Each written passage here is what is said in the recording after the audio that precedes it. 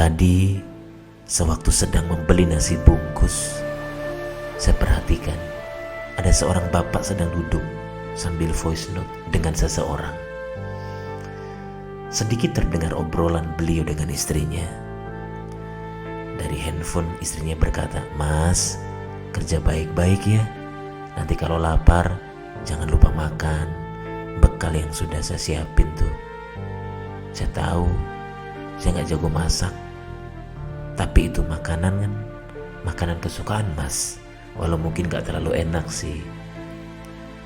Kira-kira seperti itu. Tak lama saya mendengar voice note yang terus diulang-ulang oleh suaminya. Terbetik sih dalam hati, ini sepertinya istrinya tipe wanita yang suka mengulang-ulang pembicaraan. Saya pun beranikan diri untuk mendekat bapak tersebut. Saya buka percakapan, "Bungkus ya Pak?" Bapak itu bilang sambil tersenyum, "Iya Mas, saya bungkus saja karena mau makan di rumah." "Oh, istrinya enggak lagi di rumah? Kok cuma satu bungkusnya?" Sang bapak tersenyum lagi dan kemudian berkata kepada saya, "Mas, istri saya sudah meninggal 4 tahun yang lalu. Innalillahi." "Terus tadi bapak voice note sama siapa?" Bapak itu berkata, "Itu voice note lama yang masih saya simpan sampai sekarang. Kalau rindu, saya dengarkan voice note itu. Saya gak punya anak Mas, jadi hubungan kami sangat dekat, seperti sahabat. Saya gak bisa bilang apa-apa." Saya dengerin bapak itu. Ia lanjutkan pembicaraannya.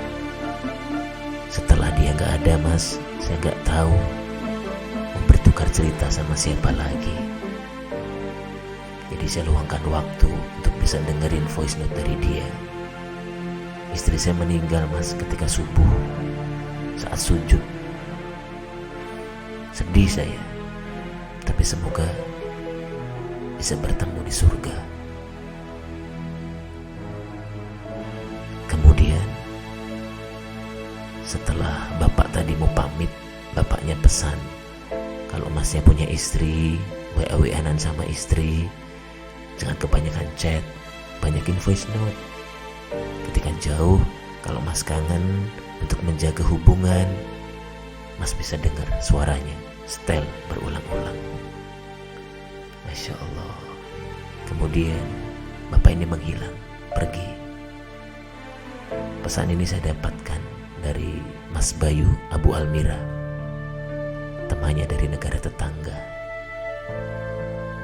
Beliau memberikan judul di kisah ini, "Kenangan Indah Bersamamu", bersama pasangan halalnya. Memang hari ini untuk menjaga agar tetap sakinah mawaddah warahmah tidak mudah. Yang harus kita sadari adalah tidak ada pasangan suami istri yang cocok. Yang ada ya dicocok-cocokin. Tidak ada pasangan suami istri yang pas. Yang ada ya dipas-pasin.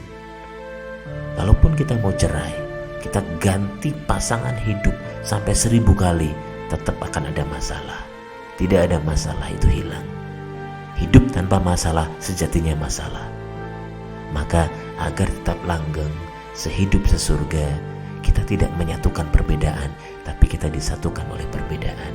Bertahan, terima kekurangan masing-masing. Manusia tetaplah manusia. Contoh seorang istri, ada yang suaminya penghasilannya kurang sehingga ia harus ikut bekerja.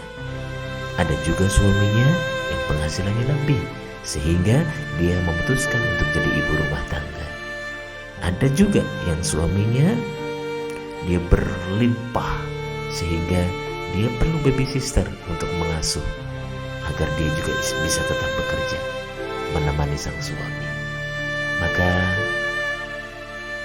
jangan pernah menghakimi pilihan orang lain, karena kita tidak tahu apa yang sedang mereka hadapi dalam hidupnya. Setuju? Tidak ada keluarga yang sempurna. Kadang ribut bukan? Kadang kita debat panas tinggi, bahkan tak saling sapa, tak saling bicara. Namun keluarga tetaplah keluarga. Keluarga adalah sebaik-baik tempat pulang. Keluarga adalah orang yang paling tahu baik buruknya kita. Saat sudah lelah, kita masing-masing menggunakan topeng kita. Maka selamat berjuang untuk mempertahankan dengan sepenuh hati. Karena sungguh inilah kado terbaik untuk anak-anak kita.